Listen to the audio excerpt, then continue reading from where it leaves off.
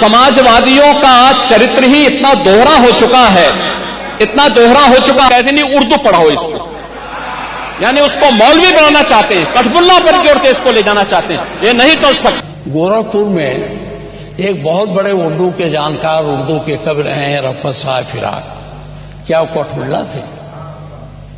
क्या मुंशी प्रेमचंद जो आपके नॉर्मल स्कूल में अध्यापक थे गोरखपुर के, उसमें बैठ के उर्दू में उपन्यास लिखे तो कठपुल्ला थे? जी हाँ, नमस्कार, मैं शिवम सिंगर का आप देख रहे हैं भारतीय जनता टीवी न्यूज, जो है जनता के साथ। दोस्तों, जैसा कि आप सभी को पता है कि बीते दिन विधानसभा में बैठक हुई थी और उस बैठक में पक्ष विपक्ष की बात रखी गई। जी हाँ, आपको बता दें, इसी दौरान मुख्यमंत्री योगी आदित्यनाथ ने समाजवादी पार्टी के राष्ट्रीय अध्यक्ष अखिलेश यादव पर आरोप लगाया कि समाजवादियों का चरित्र दोहरा हो चुका है। अपने बच्चों को इंग्लिश स्कूल में पढ़ाएंगे और दूसरे बच्चों के लिए कहेंगे उर्दू पढ़ाओ। ये मौलवी बनाना चाहते हैं, कठमुल्लापन की ओर देश को ले जाना चाहते हैं, यानी उसको मौलवी बनाना चाहते हैं, कठपुल्लापन की ओर देश को ले जाना चाहते हैं। ये नहीं चल सकता, यानी उसको मौलवी बनाना चाहते हैं, कठपुल्लापन की ओर देश को ले जाना चाहते हैं। ये नहीं चल सकता। दोस्तों, बात दरअसल में ये थी कि विधानसभा भाषाओं के संशोधन को लेकर योगी ने मांग की थी कि विधानसभा के अंदर अंग्रेजी, भोजपुरी और अवधी जैसी भाषाओं में जो बहस कर सकता है उसको उसकी भाषा में बहस करने का अधिकार मिले। दोस्तों, फिर क्या हुआ आपको बता दें, इसी दौरान समाजवादी पार्टी की तरफ से नेता प्रतिपक्ष माता प्रसाद पांडे ने मुख्यमंत्री योगी आदित्यनाथ पर निशाना साधते हुए कहा कि अंग्रेजी भाषा ना तो हमारी मातृभाषा है और ना ही स्थानीय बोली है और ना ये राजभाषा है। इसलिए मैं कहना चाहूँगा कि इस संशोधन में अंग्रेजी भाषा ना रखकर जो मेरी मातृभाषा है उसको रखा जाए। अंग्रेजी ना तो हमारी मातृभाषा है, ना हमारी सांस्कृतिक भाषा है, ना हमारी स्थानीय बोली है, उसको इसमें रखने का मैंने कल भी ऐतराज किया था।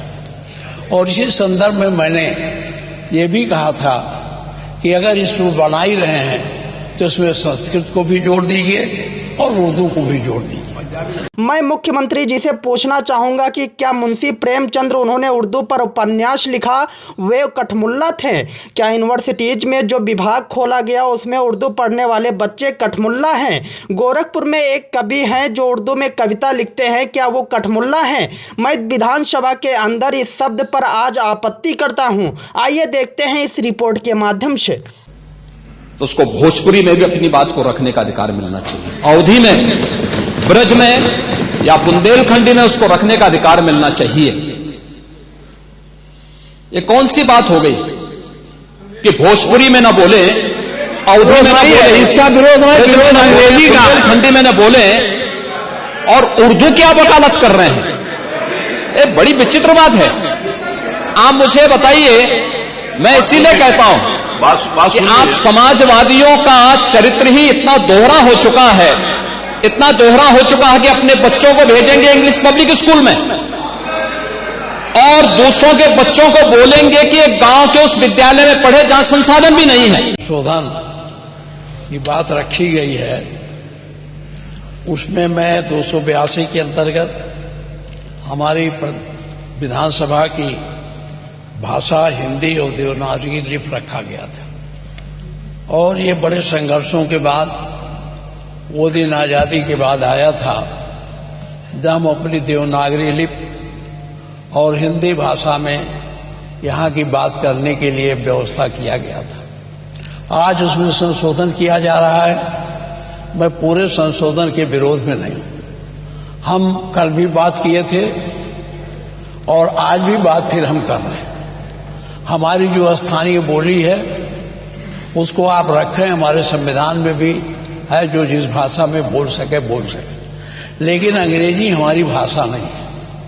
अंग्रेजी ना तो हमारी मातृभाषा है, ना हमारी सांस्कृतिक भाषा है, ना हमारी स्थानीय बोली है, उसको इसमें रखने का मैंने कल भी ऐतराज किया था। और इसी संदर्भ में मैंने ये भी कहा था कि अगर इसको बना ही रहे हैं तो इसमें संस्कृत को भी जोड़ दीजिए और उर्दू को भी जोड़ दीजिए। नहीं, हम अब ये छोड़िए, तो हमने कल कहा था संस्कृत और उर्दू के लिए कहा था। माननीय मुख्यमंत्री जी संस्कृत तो सुने नहीं, उर्दू पर बड़ा गंभीर आरोप लगाने लगे और ये भी कहा गया था कि ये कठपुतला पैदा करते हैं। हम माननीय आपके माध्यम से जानना चाहते हैं, गोरखपुर में एक बहुत बड़े उर्दू के जानकार, उर्दू के कवि रहे हैं रफ़त साहब फिराक, क्या वो कठपुतला थे? क्या मुंशी प्रेमचंद जो आपके नॉर्मल स्कूल में अध्यापक थे गोरखपुर के, उसमें बैठ के उर्दू में उपन्यास लिखे तो कठपुतला थे? क्या यूनिवर्सिटियों में जो उर्दू विभाग खोला गया है उसके पढ़ने वाले लड़के कठपुतला हैं?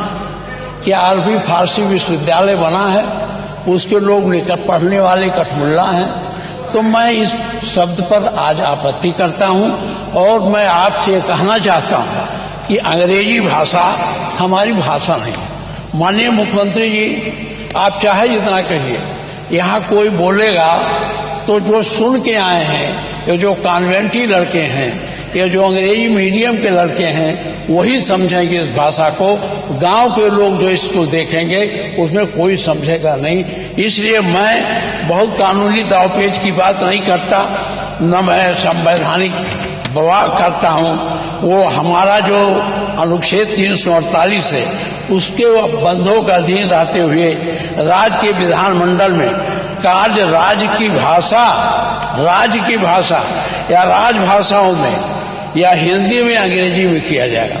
तो हमारी राज्य की भाषा हिंदी है, तो इसे हिंदी में करना चाहिए।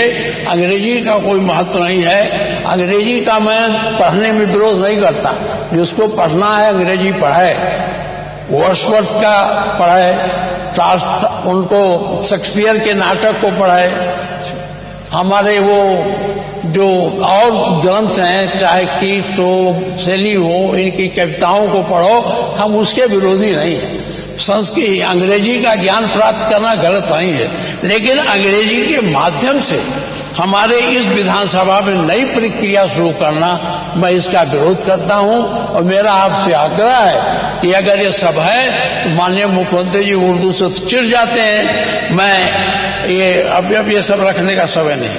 मैं आपसे कहना चाहता हूं कि आप अंग्रेजी को यहां न जोड़िए। अगर जोड़ना है तो आप संस्कृत को जोड़ दीजिए, जो हमारी भाषा है, जिस संस्कृत से सारे भाषाओं का उद्भव हुआ है, और उर्दू जोड़ दीजिए। उर्दू भी बड़ी पैमाने में बोला जाता। हमारा मुख्यमंत्री जी तो उर्दू पर नाराज हो जाते हैं कि इनका अपना एजेंडा है जो आप चलाना चाहिए। मैं इन्हीं शब्दों के साथ आपसे फिर आग्रह करता हूं कि अंग्रेजी का विरोध मैं करता हूं और यहां अंग्रेजी का प्रयोग सदन में करने के लिए संशोधन में इसे न रखा जाए। अभी उन्होंने माननीय अध्यक्ष जी, माननीय संसदीय